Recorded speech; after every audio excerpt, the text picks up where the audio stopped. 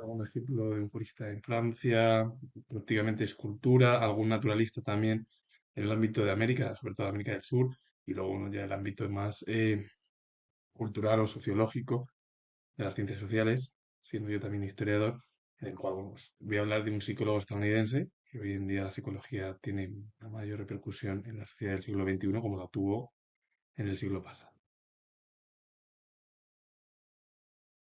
Estados Unidos es uno de los principales países en el ámbito político y económico, pero también en el ámbito cultural, dentro de la parte occidental. William Vaughn Moody fue poeta y dramaturgo estadounidense, quedó huérfano, se crió en Albany, en Indiana, se dedicó a la enseñanza y ganó el dinero necesario para pagarse los estudios en Harvard, donde alternó el estudio con el trabajo, y pasó el último año de estudios en Europa entre 1892 y 1893, y una vez obtenido el título de Master of Art en 1894, que es al final el Máster de Artes, que es las ciencias sociales, permaneció en Harvard, donde enseñó literatura inglesa. En 1895 profesó la misma materia en la Universidad de Chicago y pidió después una licencia para marcharse a Boston y a East Gloucester, donde terminó el volumen de poesías. De 1901 a 1907 fue adjunto de literatura inglesa y después ya se retiró definitivamente de la enseñanza para dedicarse ya a su carrera literaria, la escritura. Y una de las obras es El portador del fuego, de 1904, en inglés es The Firebringer, un escritor estadounidense muy importante en la cultura anglosajona y también en el ámbito europeo. En España no es tan conocido, al igual que Otis Dudley Duncan, que fue sociólogo y geógrafo estadounidense, seguidor del sociólogo francés Durkheim, y se centró en el estudio de la ecología humana, población rural y de raza negra. Y una de las obras es Características sociales de las comunidades urbanas y rurales. Ambos dejan huella no solo en Estados Unidos, sino en todo el ámbito europeo, en menor medida en España. Continúa hablando de cultura anglosajona. Stanley Spencer fue pintor británico, su pintura, salvo en paisajes y retratos realistas, evolucionó hacia un realismo modificado con singulares expresivas deformaciones, apto a obtener efectos casi místicos. En sus últimas obras tendía a una especie de misticismo pansexual. Un hombre que hablaba, bueno, pues, realizó obras de paisaje y retratos realistas, pero más el realismo era modificado, con singulares y expresivas deformaciones. E incluso muchos de los cuadros que realizó el propio Stanley Spencer eran más relacionados con el misticismo. Es verdad que ya las últimas obras se acercó más a ese misticismo pansexual, por ejemplo, y una de las obras es Doble retrato de Smooth. Su huella es importante en Europa, en menor medida en España.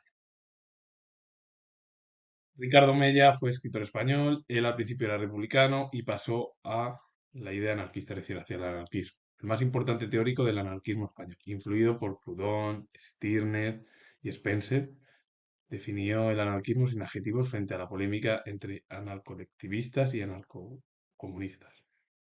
Colaboró en los principales periódicos de su tiempo en España y bueno, una de las obras es La Ley del Número de 1895, un hombre que dejó huella al final en el pensamiento político, sobre todo siendo más anarquista, que él dejó huella más en el anarquismo, pasando al final de una especie de republicanismo más o menos hacia una idea más anarquista y luego influido por grandes pensadores del siglo XIX. Herbert Spencer Gasser fue fisiólogo estadounidense, le fue concedido el Premio Nobel de Fisiología en 1944 por sus descubrimientos sobre las funciones de varios tipos de fibras nerviosas. Estudió fisiología y se licenció en 1910 por la Universidad de Wisconsin, donde fue alumno de Joseph Erlangen, con el cual, bueno, Erlangen publicó una obra, el propio Spencer Gasser. Posteriormente pasó a la Escuela Médica Johns Hopkins y obtuvo el doctorado en 1915. La obra Electrical Science of Nervous Activity de 1937 fue coautor de su propio, bueno, su profesor Erlangen. Carl Spencer Lashley fue psicólogo estadounidense con objeto de estudiar los fenómenos del aprendizaje y la discriminación sensorial. Llevó a cabo diversos experimentos que le condujeron a afirmar que lo que interesaba en la aparición de los trastornos funcionales fue el tamaño de la lesión y no su localización. La obra es Los mecanismos cerebrales y la inteligencia de 1929. Spencer Lashley lo que te habla al final es lo que intentó es estudiar los fenómenos del aprendizaje, la discriminación sensorial, es decir, lo realizó con animales, con ratas, con el objetivo de afirmar al final en la aparición de los efectos funcionales el tamaño de la lesión y no algo que estuviera localizado, que fuera específico. Un hombre al final lo que hacen los psicólogos es también especificar cuando estudian en torno a animales es como trasladar ese pensamiento o esa estructura hacia el ser humano. El ser humano al final tiene muchas estructuras positivas, pero el problema es que siempre a lo mejor recae en una forma negativa por las críticas o otras estructuras. Es verdad que al final las críticas y todo eso siempre van a existir, pero los que hacen al final los especialistas, psiquiatras y psicólogos, ellos es intentar hacer una serie de herramientas imaginarias, porque luego es la vida real es muy diferente. Entonces, ellos al final, pero lo que te habla al final es pensar la ley, es descubrir los problemas de lesión globales, conjuntos, no algo localizado. León Duguid fue jurista francés, cursó sus primeros estudios en el Colegio de Lyon y más tarde se trasladó a la Universidad de Burdeos, donde se doctoró en 1881 en Derecho. Comenzó su labor de docente como agregado de cátedra en Burdeos 2 años más tarde, en 1883. Pasó a la Universidad de Caen, pero regresó otra vez a Burdeos en 1886, donde obtuvo ya el decanato en 1919, cargo que desempeñó hasta su muerte. Y una de las obras es Lecciones de Derecho Público General de 1926. Un hombre, bueno, pues que estudió al final Derecho, fue jurista y que dejó huella bueno, pues en la faceta del derecho, como jurista. Y Gabriel Letarde fue sociólogo francés, uno de los fundadores de la psicología social y de la criminología. Una buena parte de su obra nació del rechazo contra las tesis de Durkheim, que fue uno de los sociólogos más importantes de Francia, sobre todo en el siglo XIX y a nivel europeo, el propio Durkheim, sobre la trascendencia de lo social. Para él, el ámbito de la sociología se circunscribió a un enfoque psicologista de la fenomenología social en el que la imitación y la invención ocuparon un lugar central. Fue magistrado entre 1869 y 1894, jefe del Servicio de Estadística en el Ministerio de Justicia entre 1894 y 1904, y además también profesor de Filosofía Moderna en el Colegio de Francia en 1900. La obra es La opinión y la gente de 1901. Uno de ellos realizó estudios de derecho, el otro se dedicó más al pensamiento, a la estructura, a la sociología francesa y europea, como fue Gabriel Letar. Enrico Ferri fue criminalista y político italiano. Fue el máximo representante italiano de la escuela positivista del derecho penal y estuvo considerado como el creador de la criminología moderna. Como seguidor del positivismo imperante durante la segunda mitad del siglo XIX, aceptó por completo las implícitas actitudes deterministas de la propia corriente. En su tesis ya, en su doctorado, la teoría de la imputabilidad y la negación del libre albedrío, destacó netamente este aspecto de su formación espiritual y de sus ideas.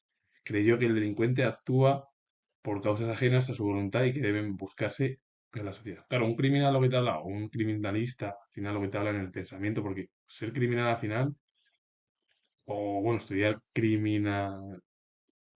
la criminalidad o convertirte en criminalista es también un ámbito del pensamiento. Y es como Ferri, pues los estudios criminales también están relacionados con el ámbito psicológico y psiquiátrico. Entonces, al final lo que te habla él, o habló él en torno a cómo es, bueno, fue una de las tesis que hablaba de que, bueno, pues al final todas las causas ajenas de una persona que es criminalista, tal, todo ello, lo que te lleva a buscar es qué preguntas tiene que hacerse un criminalista, estudia eso para evitar que eso pues, se reproduzca en la propia sociedad. De ahí que en 1878, un año después de su doctorado, publicó su tesis en Florencia, reelaborada y ampliada. Y la obra es Sociedad Criminal, de 1900, sin duda es su más ambiciosa e influyente obra, en la que resumió de forma orgánica su pensamiento. Un hombre, bueno, pues que dejó huella en el pensamiento criminalista de su país como europeo. La educación y el pensamiento religioso, la religión siempre han estado unidas desde la antigua hasta el siglo XX. Es verdad que en la actualidad, en el siglo XXI, sigue existiendo, pero es cada vez menor. Edward Joseph Flanagan fue educador y sacerdote católico irlandés, fue el fundador de la organización La Ciudad de los Muchachos, Boys Town. En 1904 se trasladó a Estados Unidos, país cuya nacionalidad adoptó en 1918, pero su vocación sacerdotal le llevó luego hasta Roma entre 1907 y 1908.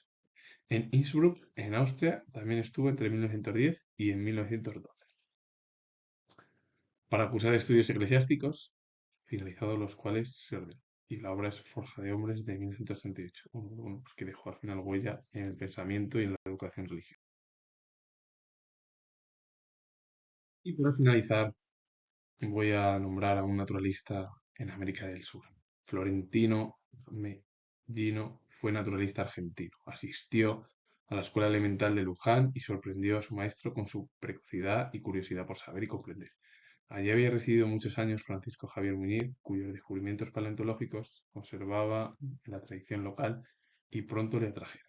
Una obra es Contribución al conocimiento de los mamíferos fósiles de la Argentina, además de su propio país, donde él nació, de 1869. Con ello finalizo y comentar si os ha gustado este vídeo relacionado con el mundo de las ciencias sociales en Estados Unidos, América del Sur, con Argentina, en Europa, en España. Darle a like, suscribiros, poner comentarios y vuelvo a repetir que soy historiador y nos vemos en el siguiente vídeo.